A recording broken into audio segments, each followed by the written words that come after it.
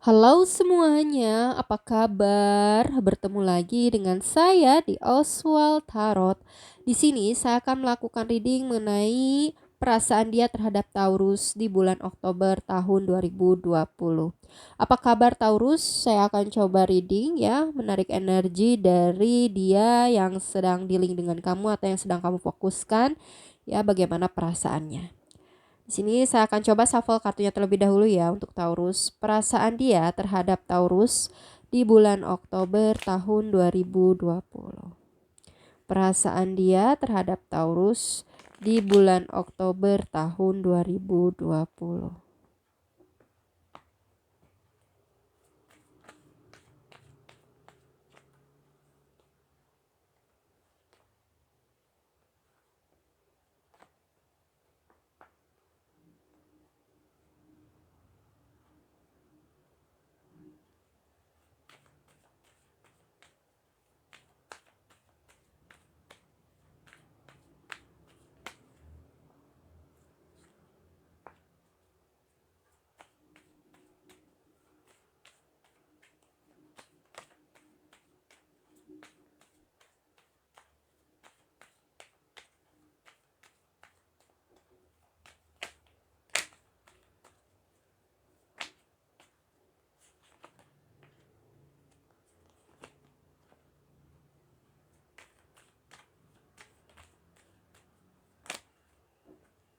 Oke. Taurus di bottom of the deck di sini ada Ace of Swords. Oke, Taurus kita buka dulu ya kartunya satu per satu.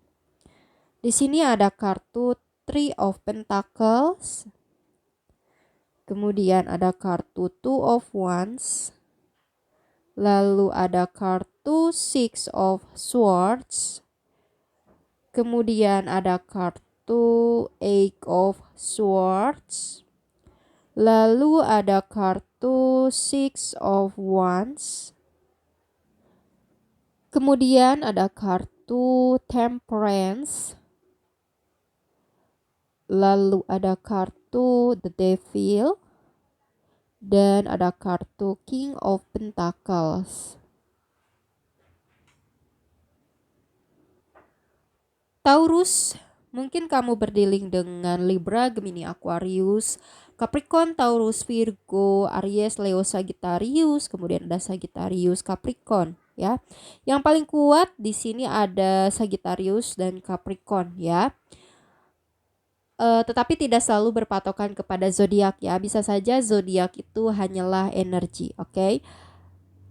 Taurus, perasaan dia terhadap Taurus di bulan Oktober tahun 2020. Di bottom of the deck di sini ada Ace of Swords ya. Dimana dia berani ya untuk memulai sesuatu hal di sini berkaitan dengan perasaannya gitu ya. Dia ingin memulai berkomunikasi mungkin dengan kamu ya Taurus di sini.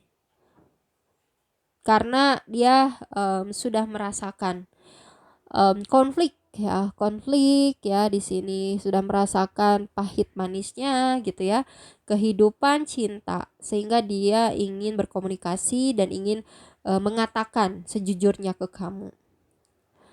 Di sini ada Three of Pentacles. Mungkin sebelumnya dia sempat gitu ya menghadirkan orang ketiga gitu ya di dalam kehidupan cinta kamu dan dia di sini, dan dia sangat bahagia ya ketika dia bisa mendapatkan orang ketiga atau bisa menggait hati orang ketiga. Di sini dia cukup happy ya sebelumnya.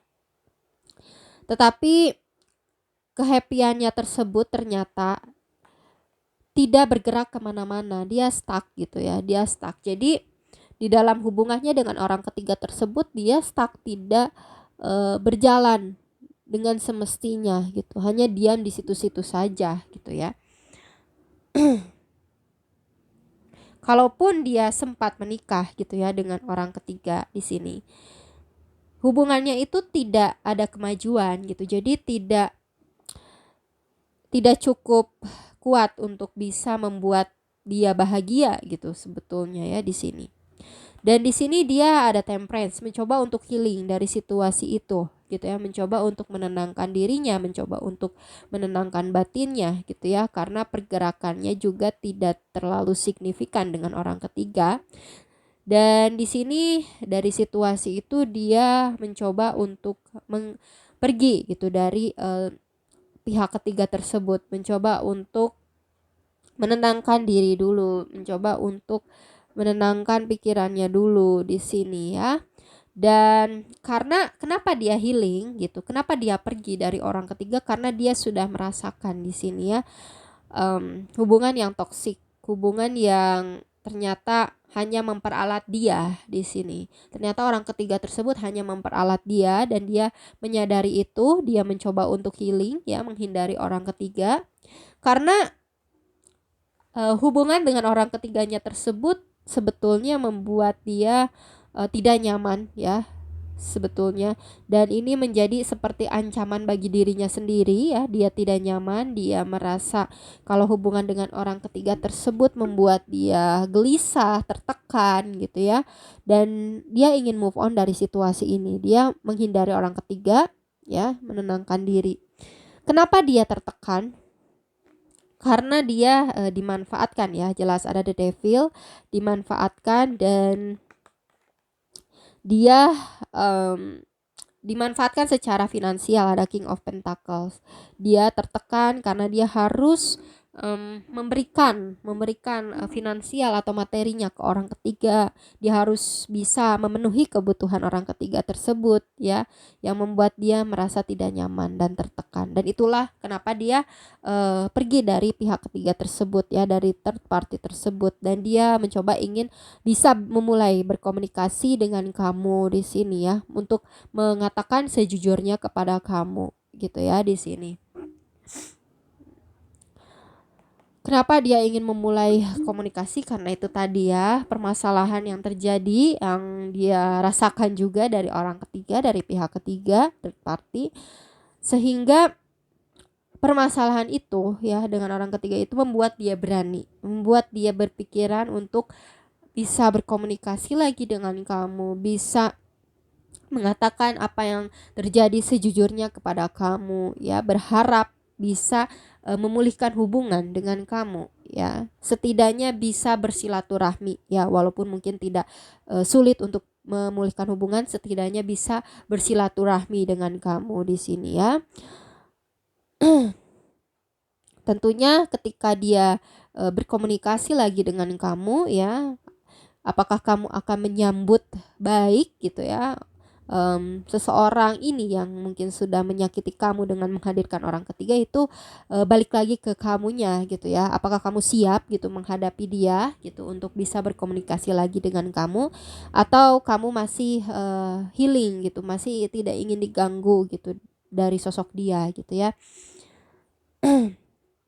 Memang mengatakan sejujurnya itu perlu sekali ya, energi keberanian gitu, dan di sini bagusnya dia sudah mulai untuk berani gitu ya mengatakan sejujurnya gitu ya di sini. Karena pembelajaran dari sebelumnya gitu ya, kesalahan dia menghadirkan pihak ketiga yang ternyata toksik ya, ternyata hanya memanfaatkan dia gitu. Dan aku rasa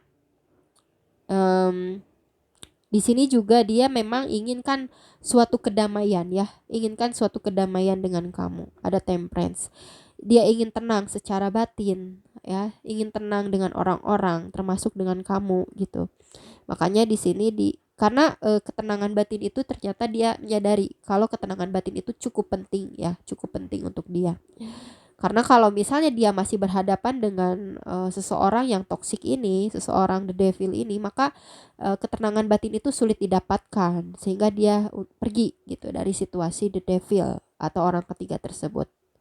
Oke, cukup ya untuk readingan perasaan dia terhadap Taurus di bulan Oktober tahun 2020. Semoga yang baik-baiknya resonate. Jangan lupa like, komen, dan subscribe. Mohon maaf bila ada salah-salah kata atau ada perkataan yang menyinggung kalian. See you next time. Bye-bye.